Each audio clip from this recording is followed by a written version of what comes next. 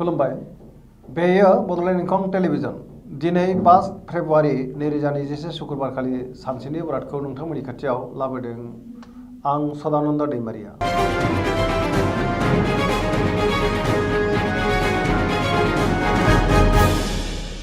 सिगां फरायनो लादों मेष राशि।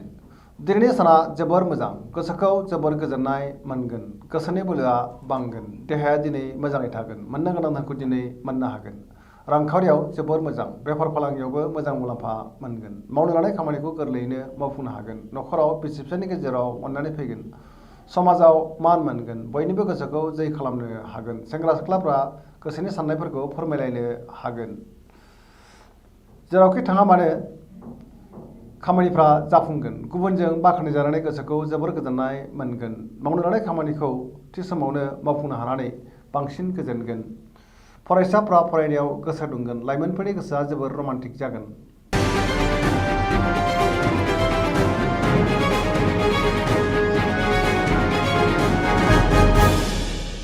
वृष राशि। दिनैनि साना जोबोर मोजां, गोसोखौ जोबोर गोजोननाय मोनगोन, मावनो लानाय खामानिखौ थि समावनो मावफुंनो हागोन, रांखावरियाव जोबोर मोजां, बेफार फालांगियावबो मोजां मुलाम्फा मोनगोन, आयआ बांगोन, नखराव बिसि फिसायनि गेजेराव अनलायनाय फैगोन, देहाया दिनै मोजाङै थागोन, जायखि खामानि मावा मानो मोजाङैनो मावफुंनो हागोन, नखराव बिदा फंबायजों मोजां सोमोन्दो थागोन, सोरबा लोगोनिफ्राय मोजां खौरां मोनगोन, सेंग्रा सिख्लाफ्रा जोबोर रमान्टिक जागोन, बिमा बिफानि अननाय आरो बोर मोनगोन, फरायसाफ्रा फरायनायाव गोसो दुंखांगोन, गोसोनि साननायफ्रा फारि फारि जाफुंजोबगोन।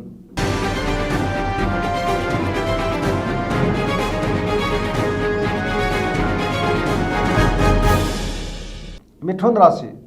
दिनैनि साना मोजां आरो गाज्रिनि गेजेरजों बाबेरलांगोन, गोसोखौ जोबोर गुलुं गुजुं मोनगोन, सोरबा लोगोनिफ्राय गाज्रि खौरां मोननो हागौ, देहाया मोजाङै थागोन, रांखावरियाव मोजां, मोननो गोनां धोनखौ दिनै मोननो हागोन, बेफार फालांगियावबो मोजां मुलाम्फा मोनगोन, नखराव बिसि फिसायनि गेजेराव अनलायनायनि आंखाल फैगोन, गोसोनि बोलोआ लोरबां जागोन, बिदा फंबायजों मोजां सोमोन्दो थागोन, बिमा बिफानि बोर मोनगोन, गोसोनि साननायफ्रा टेबोर नांगोन, लाइमोनफ्रा जोबोर रमान्टिक जागोन, फरायसाफ्रा फरायनायाव गोसो दुंखांगोन आरो मोजां फिथाइ मोननो हागोन, गोग्गो आरो गोथों साननो रोंनाय नङा, नेगेटिभ एनार्जिनि गोहोम गोग्लैगोन।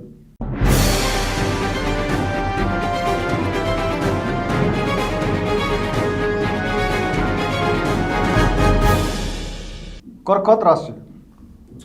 दिनैनि साना जोबोर मोजां, गोसोखौ जोबोर गोजोननाय मोनगोन, मावनो लानाय खामानिखौ गोरलैयैनो मावफुंनो हागोन, रांखावरियाव जोबोर मोजां होनजायो, मोननो गोनां धोनखौ दिनै मोननो हागोन, बेफार फालांगियाव जोबोर मोजां मुलाम्फा मोननो हागोन, देहाया दिनै मोजाङै थागोन, अब्लाबो जानाय लोंनायाव सांग्रां जानाया गाहाम, गुबुननि हेफाजाब मोननो हागोन, नखराव बिसि फिसायनि गेजेराव अनलायनाय फैगोन, बिदा फंबायजों मोजां सोमोन्दो थागोन आरो बिसोरनि बयनिबो हेफाजाब मोनगोन, फरायसाफ्रा फरायनायाव गोसो दुंखांगोन आरो मोजां फिथाइ मोननो हागोन, गुबुनजों गोरोबनो रोंगोन, लाइमोनफोरनि गोसोआ जोबोर रमान्टिक जागोन आरो गावबा गावनि गोसोनि साननायफोरखौबो फोरमायलायनो हागोन, गोसोनि साननायफोरा जाफुंजोबगोन।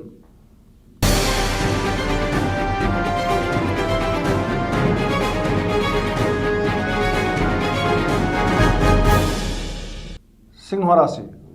दिनैनि साना बारा मोजां नङा, गोसोखौ जोबोर उसुखुथु मोनगोन, मावनो लानाय खामानिखौ थि समावनो मावफुंनो हागोन, रांखावरियाव जोबोर मोजां, बेफार फालांगियाव मोजां मुलाम्फा मोननो हागोन, नाथाय खरसायाबो बांगोन, सोरबाया खहा खालामनो नाजागोन, सांग्रां जानाया गाहाम, नखराव बिसि फिसायनि गेजेराव अनलायनाय फैगोन, गोसोनि बोलोआ बांगोन, गोबां खामानि मावनो गोसो दुंखांगोन, गोसोनि साननायफोरा फारि फारि जाफुंगोन, समाजाव गोबां मान मोननो हागोन, नखराव बिसि फिसायनि गेजेराव अनलायनाय फैगोन, लाइमोनफोरनि गोसोआ जोबोर रमान्टिक जागोन आरो गावबा गावनि गोसोनि साननायफोरखौबो फोरमायलायनो हागोन, फरायसाफ्रा मोजां फिथाइ मोननायजों लोगोसे मावनो गोनां फराखौबो मोजाङै फरायनो हागोन।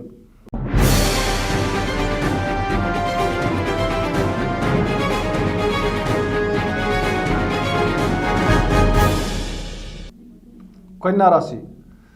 दिनैनि साना बारा मोजां नङा, गोसोनि बोलोआ लोरबां जागोन, गोसोखौ जोबोर उसुखुथु मोनगोन, सोरबा लोगोनिफ्राय गाज्रि खौरां मोननो हागौ। सांग्रां जानाया गाहाम। गोबां खामानियाव मुखुब थानांगोन। समाजाव मानहानि जानांनो हागौ। गुबुनजों गोरोबनानै मोजां खामानि मावनो हागोन, नाथाय गोरोबनो हायाब्ला खहा जानो हागौ। गुबुननि गोसोखौ बोनो हानाय नङा। रांखावरियाव बारा मोजां नङा। नाङा फाङा खरसाया बांगोन। बेफार फालांगियाव मोजांद्राय नङा। गोबां खहा जाजानो हागौ। गोसोआव जिंगाया बांगोन। देहाया दिनै मोजाङै थागोन, अब्लाबो जानाय लोंनायाव सांग्रां जानाया गाहाम। नखराव बिसि फिसायनि गेजेराव अननानै फैगोन। मावनो लानाय खामानिखौ थि समावनो मावफुंनो गोब्राब जागोन। लाइमोनफोरा गोसोखौ जोबोर रमान्टिक मोनगोन। गोसोनि साननायफ्रा देबोर नांगोन। फरायसाफ्रा फरायनायाव गोसो दुंखांगोन आरो मोजां फिथाइ मोननो हागोन।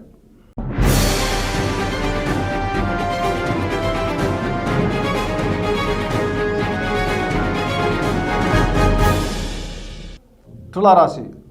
दिनैनि साना मोजां आरो गाज्रिनि गेजेरजों बाबेनलांगोन। गोसोनि बोलोआ लोरबां जागोन। गोसोआव जोबोर बेले बेजे साननाय फैगोन। गोसोनि साननाया देबार नांगोन। मावनो लानाय खामानिखौ गोरलैयैनो मावफुंनो गोब्राब जागोन। देहाया मोजाङै थागोन। रांखावरियाव मोजां। मोननो गोनां धोनखौ दिनै मोननो हागोन। नखराव बिसि फिसायनि गेजेराव अनलायनाय फैगोन। समाजाव मान मोनगोन। बेफार फालांगियाव मोजां मुलाम्फा मोननो हागोन।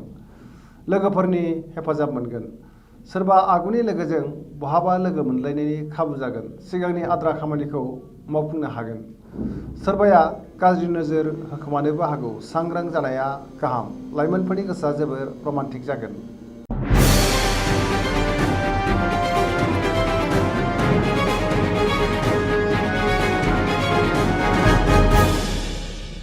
वृश्चिक राशि।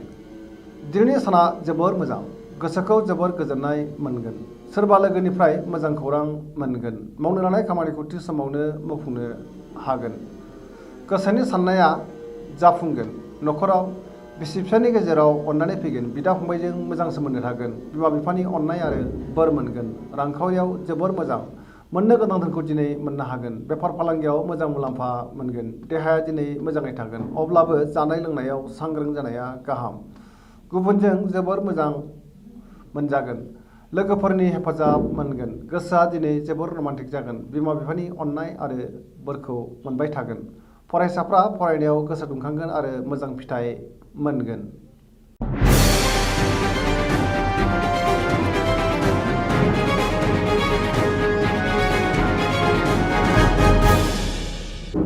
धनु राशि। दिनैनि साना मोजां आरो गाज्रिनि गेजेरजों बाबेनलांगोन। गोसोखौ जोबोर गुलाय गुजाय मोनगोन। सोरबा लोगोआ खहा खालामनो नाजागोन। सांग्रां जानाया गाहाम। मावनो लानाय खामानिखौ थि समाव मावफुंनो गोब्राब जागोन। गोसोनि साननायफोरा देबोर नांगोन। रांखावरियाव बारा मोजां नङा। नाङा फाङा खरसाया बांगोन। बेफार फालांगियाव गोबां खहा जानांनो हागौ। रांखावरिखौ सोरनोबा दाहार एबा हावलाद हरथ'यैआनो गाहाम। जुदि हरफिनोब्ला मोनफिननायनि आसा गैया।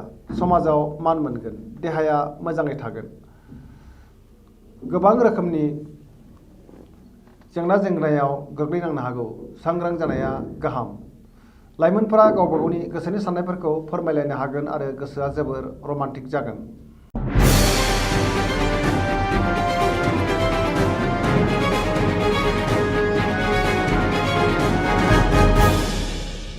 मकर राशि। दिनैनि साना जोबोर मोजां। गोसोखौ जोबोर गोजोननाय मोनगोन। देहाया दिनै मोजाङै थागोन, अब्लाबो जानाय लोंनायाव सांग्रां जानाया गाहाम। रांखावरियाव जोबोर मोजां। मोननो गोनां धोनखौ दिनै गोरलैयैनो मोननो हागोन। बेफार फालांगियाव गोबां मुलाम्फा मोनगोन। नखराव बिसि फिसायनि गेजेराव अननानै फैगोन। बिदा फंबायजों मोजां सोमोन्दो थागोन। गुबुननि गोसोखौ गोरलैयैनो बोनो हागोन। गोसोनि बोलोआ बांगोन। समाजाव मान मोनगोन। सोरबा लोगोनिफ्राय मोजां खौरां फैनो हागौ। सिगांनि बबेबा जाथायखौ गोसोखांनानै गोसोखौ जोबोर गोजोननाय मोनगोन। गुबुननि गोसोखौ गोरलैयैनो बोनो हानानै बांसिन गोजोननाय मोनगोन। लाइमोनफोरनि गोसोआ जोबोर रमान्टिक जागोन आरो फरायसाफ्रा फरायनायाव गोसो दुंखांगोन।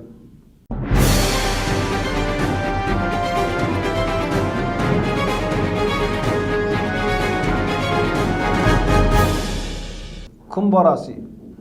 दिनैनि साना जोबोर मोजां। गोसोखौ जोबोर गोजोननाय मोनगोन। गोबां मोजां खाबु फैगोन। मावनो लानाय खामानिखौ थि समावनो मावफुंनो हागोन। समाजाव मान मोनगोन। रांखावरियाव जोबोर मोजां। मोननो गोनांफोरखौ दिनै मोननो हागोन। बेफार फालांगियाव गोबां मुलाम्फा मोननायनि खाबु जागोन। देहाया दिनै मोजाङै थागोन। न'खराव अनलायनाय फैगोन। सोरबा लोगोनिफ्राय मोजां खौरां मोननो हागौ। गोसोनि साननायफोरा जाफुंजोबगोन। सेंग्रा सिख्लाफ्रा गावबा गावनि गोसोनि साननायखौ फोरमायलायनो हागोन आरो गोसोआ जोबोर रमान्टिक जागोन। गोसोनि साननायफोरा फारि फारि जाफुंजोबगोन। फरायसाफ्रा फरायनायाव गोसो दुंखांगोन आरो मोजां फिथाइ मोननो हागोन।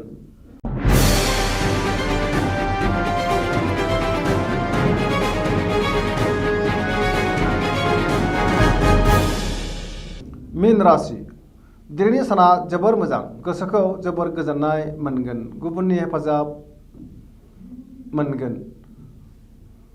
गोसोनि बोलोआ बांगोन।